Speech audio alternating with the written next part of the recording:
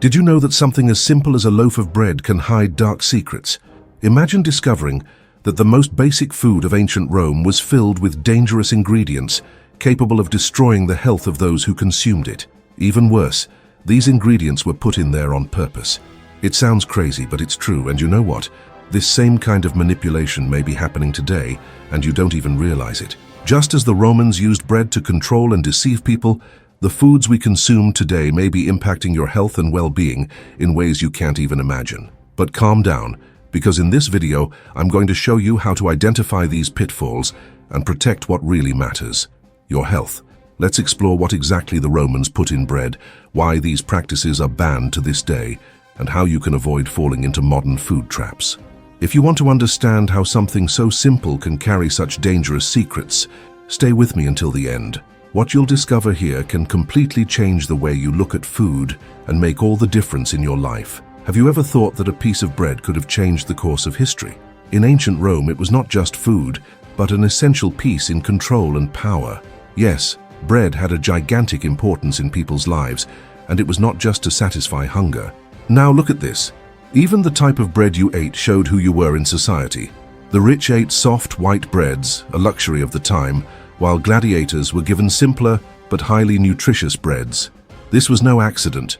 This bread strengthened the body and created a layer of fat that amazingly helped protect against more serious cuts during fights.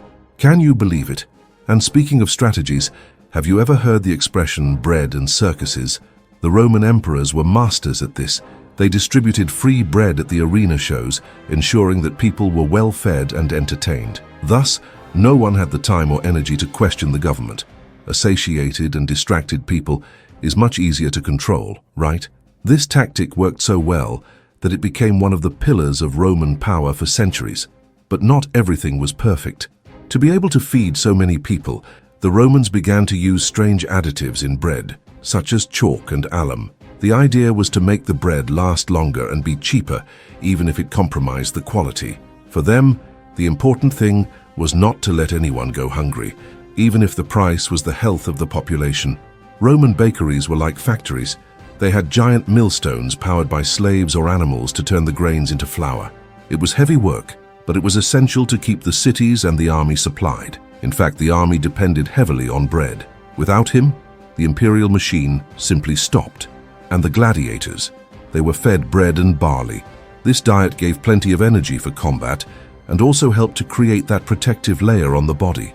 It sounds strange, but it made a lot of sense to them. After all, every detail could make the difference between life and death in the arenas. Have you ever felt that the stories you know about Rome are always the same, without the real details, emotions, and strategies that defined the greatest empire in history? With that in mind, I created the 10 battles that shaped the empire. This book gets straight to the point, clear, moving, and never-before-seen explanations of how legendary leaders turned battles into historic milestones. You no longer need to get lost in confusing reports. Click on the pinned comment and download now the 10 battles that shaped the Roman Empire. But beware, it is for a limited time. Transform the way you see history and discover what has always been missing in the narratives you thought you knew. Now think about it. How could something as simple as bread be used to manipulate and at the same time represent resistance? This duality still echoes today, don't you think? Are there modern forms of control as subtle as this? In the end, bread in ancient Rome was much more than a food. He represented power, control, and, in a way, the strength of the empire. But it was also a reflection of the contradictions of that society. Before continuing, I saw here that you forgot to subscribe to the channel. You won't want to miss all the content about Rome that we will always be bringing. Have you ever thought that, in ancient Rome, the government literally bought people's silence with bread? That's right. Bread was used as a weapon to keep the population in check. The emperors knew very well that feeding people was an effective way to prevent revolts. But calm down. This was not out of generosity. It was pure political calculation. The bread that the people received was of horrible quality. They mixed things like sand, chalk, and other ingredients to make it cheaper and more durable. It didn't matter that it was harmful to health. The important thing was to keep the population fed enough not to rebel. After all, who is going to protest with a full stomach, right? Now he thinks about what came along with the bread, the famous bread and circuses. In addition to distributing food, The government organized great spectacles such as gladiatorial fights and chariot races. It was entertainment everywhere, and it kept people distracted from the real problems, such as inequality, corruption, and wars. And you know what's worse? This strategy worked very well. Meanwhile, the richest lived a totally different reality. The bread of the elite was refined, soft, and even sweetened with honey. It was a symbol of status and power. For the poor, bread meant only survival. This glaring difference made it clear how unequal the system was.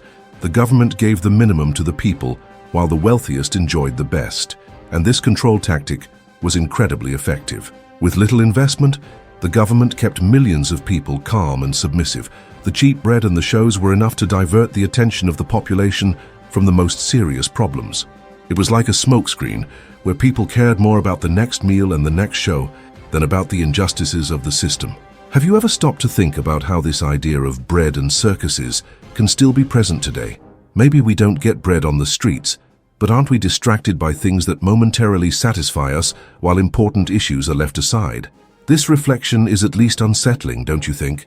Basically, the bread policy was much more than just feeding people. It was a way of manipulating, of maintaining order, and of ensuring that power remained in the hands of those who already had it. And the scariest thing is to think that in a way this strategy may have changed form, but it still exists in many aspects of our society. Many believe that bread was the most important food in history. Tell me here in the comments your opinion. Can you imagine eating bread mixed with sand or stone dust? It sounds surreal, but in ancient Rome, this was real and common. To save and increase the amount of bread, the Romans began to mix crushed stone dust or fine sand into flour. This even solved the need to feed more people, but the damage to people's health was catastrophic. At that time, bread was the main food, especially for the poorest. The demand was gigantic and the resources scarce. So, adding these materials seemed like a practical solution, but the impact of this went far beyond an economic trick. The physical consequences were severe and affected an entire generation. Now think with me, chewing a loaf of bread full of stone particles. Can you imagine the damage to your teeth? The Romans lived with worn teeth, constant pain, and to make matters worse, they faced serious digestive problems. The human body was not made to deal with these substances, and those who consumed this type of bread ended up paying a high price in health. The strangest thing is that this practice was not seen as a problem at the time. For the rulers, what mattered was to keep the people fed, even if it was in a precarious way. After all, a people who are satiated, even if badly, are less likely to revolt. Cruel, right? But in a way, brilliant for those in power. Meanwhile, the elites lived another scenario. Their bread was neat, made with the finest flours, soft, light, and even enriched with ingredients like honey or milk. It was practically a luxury. For the rich, bread symbolized status and power, while for the poor, it was just a basic, adulterated, and dangerous need. This manipulation of bread had a clear purpose: control. Those who mastered the most basic food controlled the pasta. And even if today this seems outdated, are we really free from similar practices? Now, reflect with me. Today, we have laws that guarantee the quality of food, but are we completely protected? Many cheap and ultra-processed foods continue to be the basis of the diet of a large part of the population. They may not contain stone dust, but they're not exactly nutritious either.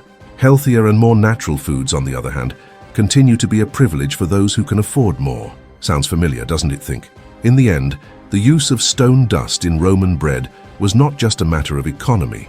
It was a political and economic tool to deal with the need to feed millions while maintaining control. It is yet another example of how strategic decisions can directly impact the lives and health of millions.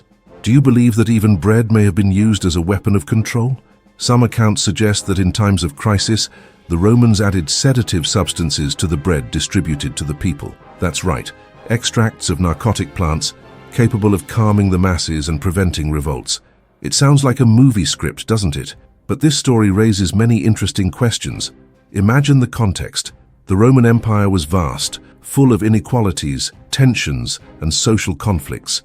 Maintaining order was not easy at all, and any resource that helped to avoid uprisings was welcome. Bread, which was already a symbol of control for its free distribution, could have been manipulated to go further, even influencing the behavior of the people. Now think about this scene. People take their free bread, consume it without thinking too much, and gradually feel calmer, less inclined to question or protest. The impetus for revolts disappears. Okay, it seems like an ingenious plan, but here comes the debate. Did this really happen, or is it just a myth that has spread over the centuries?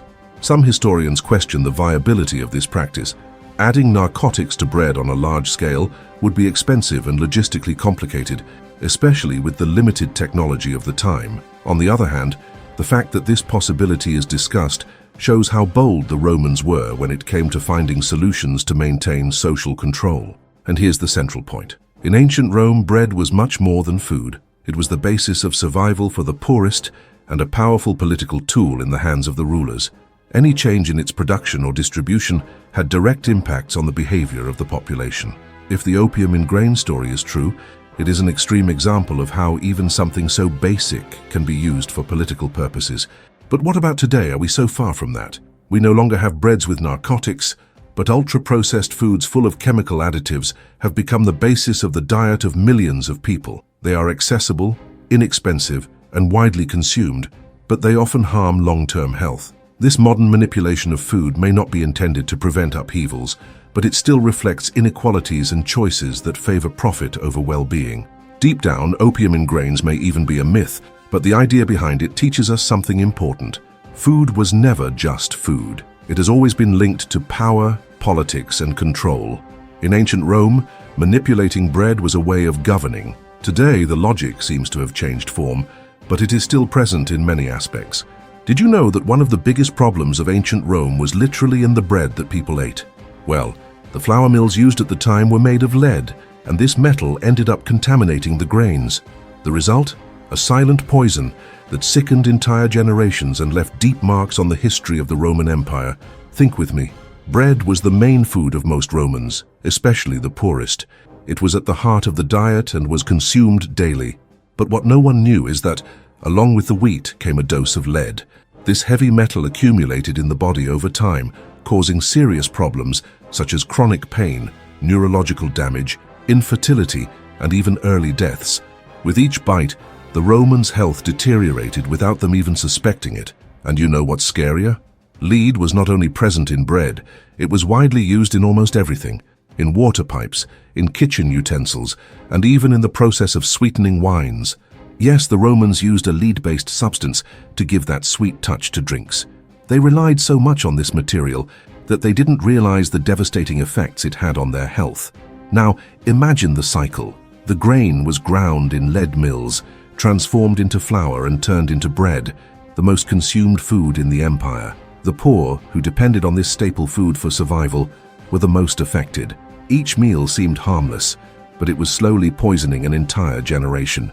The impact of this was gigantic, and of course no one escaped completely. Even the elites who consumed better quality food ended up exposed. After all, the use of lead was so widespread that it was in practically everything. The difference is that the rich had more resources to deal with health problems, while the poor suffered without any assistance. Archaeological studies show that the levels of lead in the Romans' bodies were alarming. Some experts believe that this mass contamination may have contributed to the empire's decline. A weakened and sick society has a much harder time facing crises, and the Romans were no exception. Lead was not the only factor, but it was certainly one of the most impactful. And what can we learn from this? That progress is not always secure. To the Romans, the use of lead seemed like an innovation, a practical solution to various everyday needs. But in reality, they were sabotaging their own health. This is a clear example of how technological decisions can have disastrous consequences when we don't understand the risks involved. Now, take a look around us. Are we so far from that? Lead may have been banned from many products, but other heavy metals and toxic substances are still part of our reality. Pollution in water, air, and even food remains a global challenge. Just like the Romans, we may be exposed to risks that we do not yet fully understand. At heart, the story of lead contamination in ancient Rome is a powerful reminder of how seemingly harmless decisions can cause enormous damage. And don't forget to pick up your digital book 10 Battles That Shaped the Roman Empire. It's important that you get it right now before the units run out. In ancient Rome, even the type of bread you ate said a lot about who you were. While the rich enjoyed white bread, soft and made with refined wheat, The poor and slaves had to settle for the so-called black bread.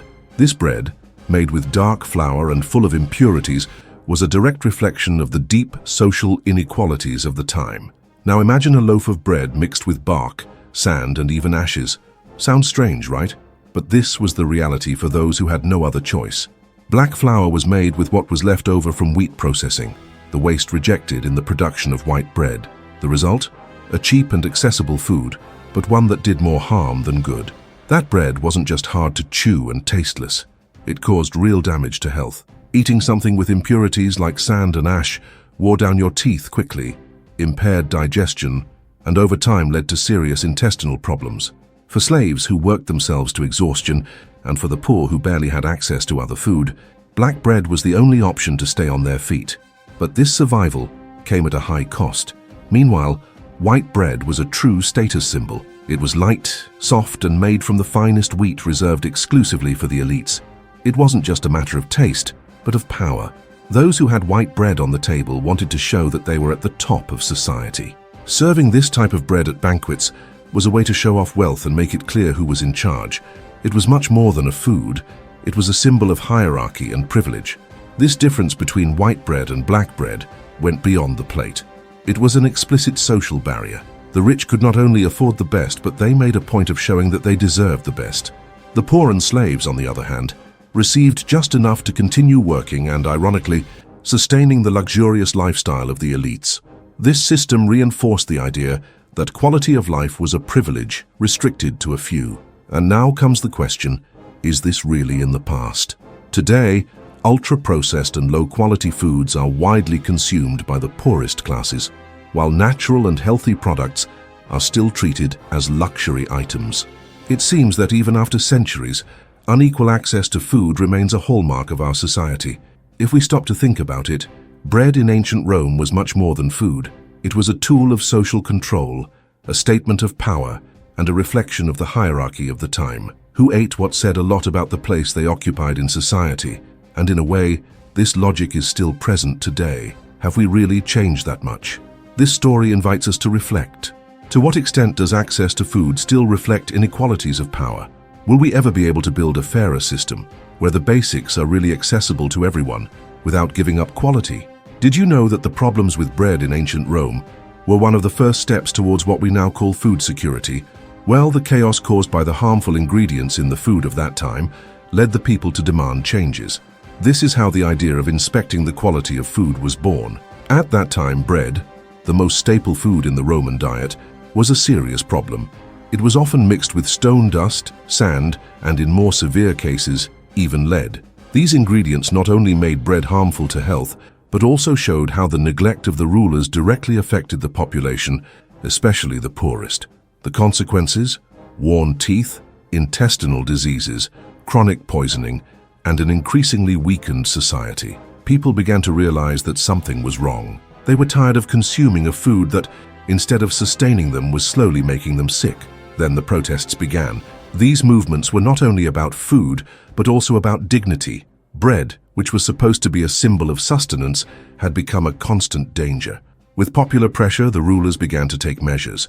It was there that the first food regulations appeared, albeit rudimentary. These first laws were quite simple. They penalized bakeries that adulterated bread or sold poor quality products. Although basic, these initiatives were fundamental to change the mentality of the time. They paved the way for the idea that the government had a responsibility to ensure the quality of the food that reached the people's table. If we look at the present, it is impressive to see how these ideas have evolved. Today, dangerous ingredients like stone dust and lead are completely banned. In addition, current food regulations go far beyond protecting the quality of products. They also seek to ensure public health as a whole. But even with all this progress, we still face challenges. Now, reflect with me. Are we really that far from the problems that the Romans faced? Ultra-processed foods, full of chemical additives, may not contain sand or lead, but they remain a global health concern. And as in ancient Rome, it is the most vulnerable populations who end up suffering the worst consequences. The history of Roman bread brings an important lesson. Fighting for safe and quality food is not a new issue. It is a battle that began centuries ago and is still crucial. After all, we are not only talking about physical health, but also about equality and social justice. Everyone deserves access to food that nourishes rather than harms. What can we do to change this? Firstly, we need to demand more transparency in food production. In addition, it is essential to invest in food education and ensure that public policies are really focused on the well-being of the population. Just as the Romans called for change, it is our role to continue this struggle. In ancient Rome, ensuring bread for all was not only a matter of sustenance, but also of politics and social control. In a city of more than 1 million people at the height of the empire, a regular supply of bread was a huge challenge. How did Rome manage to feed so many people? The answer lies in its incredible logistics and an infrastructure that impresses to this day. It all started with wheat. Most of the grain consumed in Rome came from the provinces, especially Egypt, which was considered the granary of the empire. Production in Egypt was gigantic, taking advantage of the fertile lands on the banks of the Nile River.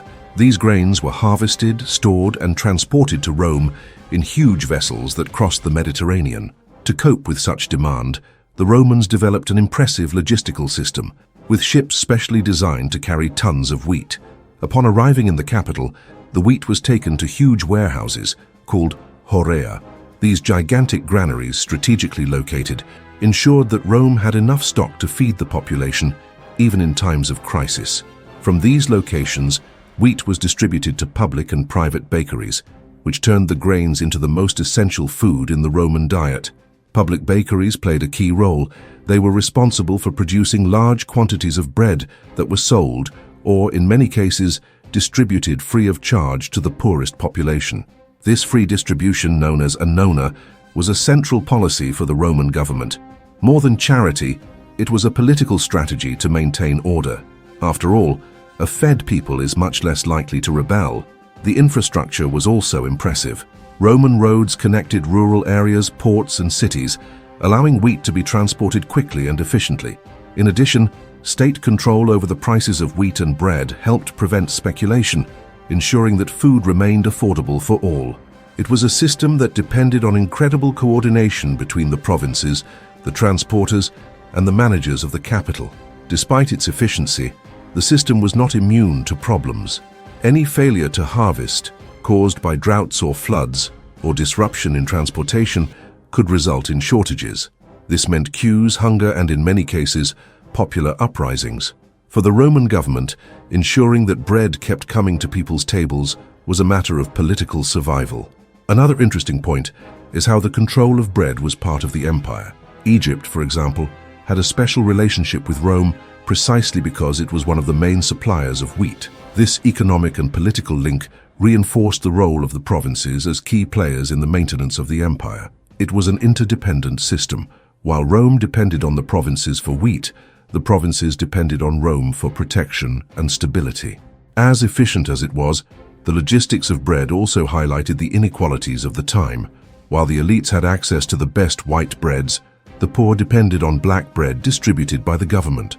Still, the presence of this system showed how Rome understood the importance of feeding its population, even if it was motivated more by the need for control than altruism. Roman logistics was more than a supply system. It was a reflection of how the empire functioned as a whole. It was the demonstration that food is not only sustenance, but also power. The control of bread was ultimately the control of the people. And what can we learn from this? Roman organization teaches us that well-designed systems can sustain large populations, but they also show the dangers of centralizing food power. In modern times, where food security remains a global challenge, understanding the past can help us create better solutions for the future. The history of bread in ancient Rome teaches us something essential. What we put on our plate goes far beyond satisfying hunger. At that time, bread was more than food. It was a tool of control, a reflection of inequalities, and a symbol of power. And as distant as this may seem, the parallels with today are undeniable. In ancient Rome, rulers knew that controlling bread meant controlling the people. Distributing free bread in times of crisis was not just generosity, it was strategy. But not everything was fair. While the elites enjoyed the best wheat, the poorest received breads made with dubious mixtures, which often harmed their health. It was a clear division of who had more and who had to settle for less. Now look at our reality. Today, ultra-processed and cheap foods are everywhere. They are practical, but often full of ingredients that are not good in the long run. And what happens to those who want to eat better? Healthy and natural foods are still a luxury for many. It seems that, even with advances, food choices continue to reflect inequalities, just like in ancient Rome. And there's more. The impact of what we eat is not only on health. It affects the environment, the economy, and even the way industries shape our choices. Just as Roman bread was used to maintain order, today the food market can quietly influence the way we live. And the question that remains is, are we aware of this? That's why it's so important to stop and think about what we put on the table. Read the labels, search, ask where what you consume comes from, and, whenever you can, choose to support fairer and more sustainable practices. These small attitudes not only improve our health, but also help build a more balanced food system for all. The history of Roman bread is not just a curiosity of the past, it is a warning for the present. What seemed harmless at the time had devastating consequences, and today are we paying attention to the signs or repeating the same mistakes? Now that you've seen everything that happened to bread in ancient Rome, I can only remind you of something very important. The Romans put sand, stone dust, and even lead in the bread that was supposed to sustain the people. That's right. The food that seemed harmless carried ingredients that made it sick and caused serious damage. It was a common practice, but it leaves us with a valuable lesson. We need to pay attention to what we consume. If even at that time, when bread was so basic it could be manipulated in this way, what are we accepting in our food today without realizing it? Be aware, read labels, and make conscious choices. What you eat matters more than it seems. And remember, whenever you want to know how Rome became the largest empire in antiquity, just go to the pinned comment and get your digital book, The 10 Battles That Shaped the Roman Empire. Get it right now because the units are limited. Did you like this reflection? So take the opportunity to subscribe to the channel and enjoy the video. Thus, you help me to bring more stories like this for us to learn together. See you next time.